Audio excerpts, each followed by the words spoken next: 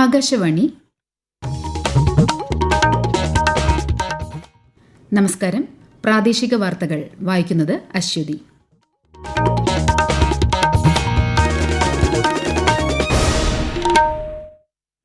പ്രധാന വാർത്തകൾ. പ്രധാനമന്ത്രി നരേന്ദ്രമോദി ആന്ധ്രാപ്രദേശിലെ പുട്ടപർത്തിയിൽ സത്യസായി ബാബയുടെ ശതാബ്ദി ആഘോഷങ്ങളിൽ പങ്കെടുത്തു. SIR-മായി ബന്ധപ്പെട്ട് BLO-മാരുടേത് ഭരണഘടനാ പ്രകാരമുള്ള സുപ്രധാന ചുമതലയെന്ന് മുഖ്യ തെരഞ്ഞെടുപ്പ് ഓഫീസർ രത്തൻ യു കേൽക്കർ. BLO-മാരുടെ ജോലി തടസ്സപ്പെടുത്തുന്നവർക്കെതിരെ കർശന നടപടിയെടുക്കുമെന്നും മുഖ്യ തെരഞ്ഞെടുപ്പ് ഓഫീസർ. സംസ്ഥാനത്ത് തദ്ദേശ തെരഞ്ഞെടുപ്പിനുള്ള നാമനിർദ്ദേശ പത്രികാ സമർപ്പണം പുരോഗമിക്കുന്നു. ശബരിമലയിൽ മണ്ഡല മകരവിളക്ക് തീർത്ഥാടനത്തിന്റെ ഭാഗമായുള്ള ഭക്തജന തിരക്ക് നിയന്ത്രണ വിധേയം. ക്ഷയരോഗത്തിനെതിരെയുള്ള ഇന്ത്യയുടെ മികച്ച പ്രവർത്തനങ്ങളെ പ്രശംസിച്ച് ലോകാരോഗ്യ സംഘടന. സൂപ്പർ ലീഗ് കേരള ഫുട്ബോളിൽ ഇന്ന് കണ്ണൂർ വാരിയേഴ്സ് FCയും മലപ്പുറം FCയും ഏറ്റുമുട്ടും. വാർത്തകൾ വിശദമായി. പ്രധാനമന്ത്രി നരേന്ദ്രമോദി ഒരു ദിവസത്തെ സന്ദർശനത്തിനായി ആന്ധ്രാപ്രദേശിലെത്തി. പുട്ടപർത്തിയിൽ സത്യസായി ബാബയുടെ മഹാസമാധിയിൽ പ്രണാമമർപ്പിച്ച അദ്ദേഹം സായിബാബയുടെ ശതാബ്ദി ആഘോഷങ്ങളിൽ പങ്കെടുത്തു. സായിബാബയുടെ ജീവിതത്തിലുടനീളം വസുധൈവ കുടുംബകം എന്ന ആശയത്തിന്റെ പ്രതിഫലനമാണ് ദർശിക്കാൻ കഴിയുകയെന്ന് ശ്രീ മോദി പറഞ്ഞു. ഉച്ചയ്ക്ക് ശേഷം തമിഴ്നാട്ടിലെത്തുന്ന പ്രധാനമന്ത്രി കോയമ്പത്തൂരിൽ ദക്ഷിണേന്ത്യൻ പ്രകൃതി കൃഷി ഉച്ചകോടി ഉദ്ഘാടനം ചെയ്യും. ഡൽഹി സ്ഫോടനത്തിന്റെ പശ്ചാത്തലത്തിൽ ദൃശ്യമാധ്യമങ്ങളിൽ സംപ്രേഷണം ചെയ്യുന്ന വാർത്തകൾ സംബന്ധിച്ച് നിർദ്ദേശം നൽകി വാർത്താവിതരണ പ്രക്ഷേപണ മന്ത്രാലയം. സ്ഫോടനത്തിൽ ഉൾപ്പെട്ടവരുടെ പ്രവൃത്തിയെ അനുകൂലിക്കുന്നതും സ്ഫോടക വസ്തുക്കൾ ഉണ്ടാക്കുന്ന രീതിയെക്കുറിച്ച് വിവരിക്കുന്നതുമായ വാർത്തകൾ ഒഴിവാക്കണം. ഇത്തരം വാർത്തകൾ നൽകുന്ന മാധ്യമങ്ങൾക്കെതിരെ കർശന നടപടിയെടുക്കുമെന്നും മന്ത്രാലയം വ്യക്തമാക്കി. തീവ്ര വോട്ടർ പട്ടിക പരിഷ്കരണവുമായി ബന്ധപ്പെട്ട് BLO-മാരുടേത് ഭരണഘടനാ പ്രകാരമുള്ള സുപ്രധാന ചുമതലയെന്ന് മുഖ്യ തെരഞ്ഞെടുപ്പ് ഓഫീസർ രത്തൻ യു കേൽക്കർ. BLO-മാരുടെ ജോലി തടസ്സപ്പെടുത്തുന്നവർക്കെതിരെ കർശന നടപടിയെടുക്കുമെന്നും അദ്ദേഹം അറിയിച്ചു. കണ്ണൂരിൽ മരിച്ച BLO-യുടെ കുടുംബത്തിന് എല്ലാ പിന്തുണയും നൽകുമെന്നും മുഖ്യ തെരഞ്ഞെടുപ്പ് ഓഫീസർ തിരുവനന്തപുരത്ത് വാർത്താ സമ്മേളനത്തിൽ പറഞ്ഞു. വിശദാംശങ്ങളുമായി ആകാശവാണി തിരുവനന്തപുരം ജില്ലാ പ്രതിനിധി രജു കൂലിയക്കോട്.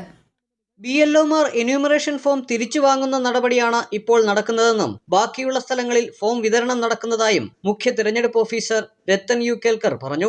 ഇന്ന് രാവിലെ 10 മണിവരെ 5 ലക്ഷത്തോളം പൂരിപ്പിച്ച ഫോമുകൾ അപ്ലോഡ് ചെയ്തു കഴിഞ്ഞു. BLO-മാരുടേത് ഭരണഘടനാ പ്രകാരമുള്ള ചുമതലയാണ്. ഇതിൽ ആർക്കും വിട്ടുവീഴ്ച പാടില്ല. BLO-യുടെ മുഴുവൻ കാര്യങ്ങളും തിരഞ്ഞെടുപ്പ് കമ്മീഷനാണ് ചെയ്യുന്നത്. BLO-മാർ മികച്ച പ്രവർത്തനം നടത്തിയതായും അതുകൊണ്ടാണ് SIR-ൽ ഇത്രയും പുരോഗതിയെന്നും മുഖ്യ തെരഞ്ഞെടുപ്പ് ഓഫീസർ വ്യക്തമാക്കി.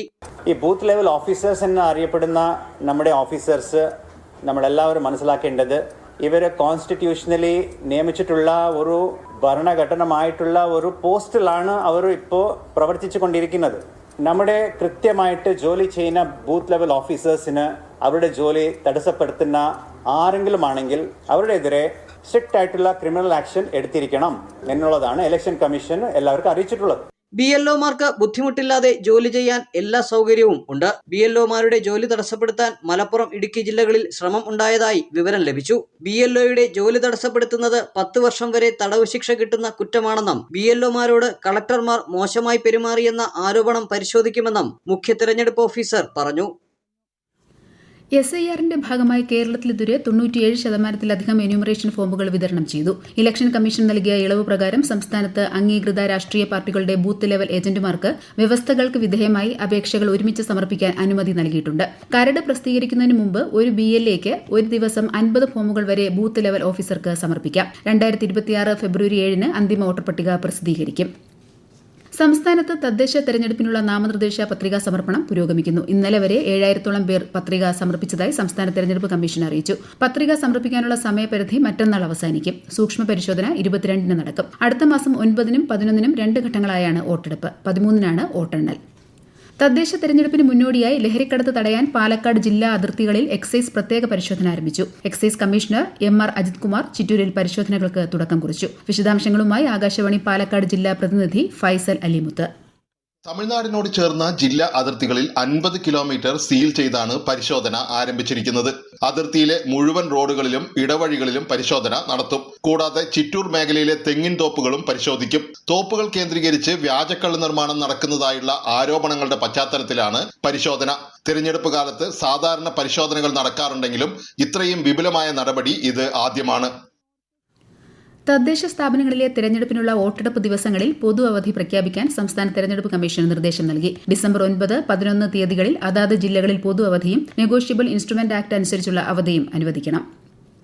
ത്രിതല പഞ്ചായത്ത് തെരഞ്ഞെടുപ്പിൽ കാസർഗോഡ് ജില്ലയിൽ ഇന്നലെ വരെ ലഭിച്ചത് 544 നാമനിർദ്ദേശ പത്രികകൾ. കൂടുതൽ വിവരങ്ങളുമായി ആകാശവാണി കാസർഗോഡ് ജില്ലാ പ്രതിനിധി പി ജഗന്നിവാസൻ. കാസർഗോഡ് ജില്ലാ പഞ്ചായത്തിലെ വിവിധ ഡിവിഷനുകളിലേക്ക് 32 നാമനിർദ്ദേശ പത്രികകൾ സമർപ്പിച്ചു. ജില്ലാ പഞ്ചായത്ത് തെരഞ്ഞെടുപ്പ് വരണാധികാരിയായ ജില്ലാ കലക്ടർ കെ ഇമ്പശേഖരനും ഉപവരണാധികാരിയായ ADMP അഖിലിനുമാണ് നാമനിർദ്ദേശ പത്രികകൾ സമർപ്പിച്ചത്. കാഞ്ഞങ്ങാട് ബ്ലോക്ക് പഞ്ചായത്തിൽ 24 നാമനിർദ്ദേശ പത്രികകളും, കാറടുക്ക ബ്ലോക്ക് പഞ്ചായത്തിൽ 19 പത്രികകളും, കാസർഗോഡ് ബ്ലോക്ക് പഞ്ചായത്തിൽ 3 പത്രികകളും സമർപ്പിച്ചു. കാസർഗോഡ് നഗരസഭയിൽ 11 നാമനിർദ്ദേശ പത്രികകളാണ് ലഭിച്ചത്. ശബരിമലയിൽ മണ്ഡല മകരവിളക്ക് തീർത്ഥാടനത്തിന്റെ ഭാഗമായുള്ള ഭക്തജന തിരക്ക് നിയന്ത്രണ വിധേയം. നിലയ്ക്കൽ, പമ്പ എന്നിവിടങ്ങളിൽ തിരക്ക് കുറയ്ക്കാൻ നിയന്ത്രണങ്ങൾ ഏർപ്പെടുത്തി. NDRFന്റെ ഒരു സംഘവും സന്നിധാനത്തെത്തിയിട്ടുണ്ട്. സ്പോട്ട് ബുക്കിംഗ് ഇന്നലെ മുതൽ 20,000 നിജപ്പെടുത്തി. തിരുവനന്തപുരം ശ്രീ പത്മനാഭസ്വാമി ക്ഷേത്രത്തിലെ മുറജപ ലക്ഷദ്വീപ മഹോത്സവത്തിന് നാളെ തുടക്കമാകും. 56 ദിവസത്തെ വൈദിക ചടങ്ങുകളും ഇതോടൊപ്പം ആരംഭിക്കും. 6 വർഷത്തിലൊരിക്കൽ നടക്കുന്ന മുറജപ മഹോത്സവം ജനുവരി 14 ലക്ഷദ്വീപത്തോടെയാണ് സമാപിക്കുക. മുറജപത്തിന്റെ ആദ്യ ദിവസത്തെ ചടങ്ങിൽ തെലുങ്ക് ചലച്ചിത്ര താരം റാണ ദുഗപതി പങ്കെടുക്കും. ഈ വാർത്തകൾ ആകാശവാണിയിൽ നിന്ന്. ആകാശവാണി വാർത്തകളും വാർത്താധിഷ്ഠിത പരിപാടികളും All India Radio News Thiruvananthapuram YouTube ചാനലിലും All India Radio News Thiruvananthapuram Facebook പേജിലും AR News_ തിരുവനന്തപുരം ഇൻസ്റ്റഗ്രാം അക്കൌണ്ടിലും AR News_TVM X ഹാൻഡിലും ലഭ്യമാണ്. ക്ഷയരോഗത്തിനെതിരെ ഇന്ത്യ കൈവരിച്ച നേട്ടത്തെ പ്രശംസിച്ച് ലോകാരോഗ്യ സംഘടന. TB കേസുകൾ കണ്ടെത്തുന്നതിലും ക്ഷയരോഗം മൂലമുണ്ടാകുന്ന മരണങ്ങൾ കുറയ്ക്കുന്നതിലും മികച്ച പുരോഗതിയാണ് രാജ്യത്തുണ്ടായതെന്ന് ലോകാരോഗ്യ സംഘടന പ്രസ്താവനയിൽ അറിയിച്ചു. ഇന്ത്യയിലെ ക്ഷയരോഗ മരണനിരക്ക് കുറഞ്ഞതായി WHO 2025 ആഗോള ക്ഷയരോഗ റിപ്പോർട്ടിൽ വ്യക്തമാക്കിയിരുന്നു. ഇന്ന് മുൻ പ്രധാനമന്ത്രി ഇന്ദിരാഗാന്ധിയുടെ 108ാം ജന്മവാർഷിക ദിനം. 1917 നവംബർ 19 അലഹബാദിലാണ് ഇന്ദിരാഗാന്ധി ജനിച്ചത്. എല്ലാ വർഷവും നവംബർ 19 രാജ്യം ദേശീയോദ്ഗ്രഥന ദിനമായും ആചരിക്കുന്നു. ഇന്ദിരാഗാന്ധിക്ക് പ്രണാമം അർപ്പിക്കുന്നതായി പ്രധാനമന്ത്രി നരേന്ദ്രമോദി സമൂഹമാധ്യമത്തിൽ കുറിച്ചു. ഇന്ദിരാഗാന്ധിയുടെ സമാധി സ്ഥലമായ ശക്തിസ്ഥലിൽ കോൺഗ്രസ് ദേശീയ അധ്യക്ഷൻ മല്ലികാർജ്ജുൻ ഖാർഗെ, മുതിർന്ന നേതാക്കളായ സോണിയാഗാന്ധി, രാഹുൽ ഗാന്ധി എന്നിവർ പുഷ്പാർച്ചന നടത്തി. ബീഹാറിൽ നിയമസഭാ കക്ഷി നേതാവിനെ തെരഞ്ഞെടുക്കാനുള്ള NDA സഖ്യകക്ഷി MLA-മാരുടെ യോഗം പട്നയിൽ പുരോഗമിക്കുന്നു. തുടർന്ന് സർക്കാർ രൂപീകരണത്തിന് അവകാശവാദം ഉന്നയിച്ച് നേതാക്കൾ ഗവർണറെ കാണും. പട്നയിലെ ഗാന്ധി മൈതാനിയിൽ നാളെയാണ് സത്യപ്രതിജ്ഞാ ചടങ്ങ്. പ്രധാനമന്ത്രി നരേന്ദ്രമോദി ഉൾപ്പെടെയുള്ളവർ പങ്കെടുക്കും. സൂപ്പർ ലീഗ് കേരള ഫുട്ബോളിൽ ഇന്ന് കണ്ണൂർ വാരിയേഴ്സ് FCയും മലപ്പുറം FCയും ഏറ്റുമുട്ടും. രാത്രി 7:30 കണ്ണൂർ മുനിസിപ്പൽ ജവഹർ സ്റ്റേഡിയത്തിലാണ് മത്സരം. വിശദാംശങ്ങളുമായി ആകാശവാണി കണ്ണൂർ ജില്ലാ പ്രതിനിധി KO ശശിധരൻ. അവസാന മത്സരത്തിലെ പരാജയത്തിന് ശേഷമാണ് ഇരു ടീമുകളും ഇന്ന് കളത്തിലിറങ്ങുന്നത്. അതുകൊണ്ട് തന്നെ കണ്ണൂരിനും മലപ്പുറത്തിനും സെമി ഫൈനൽ സാധ്യത നിലനിർത്താൻ വിജയം അനിവാര്യമാണ്.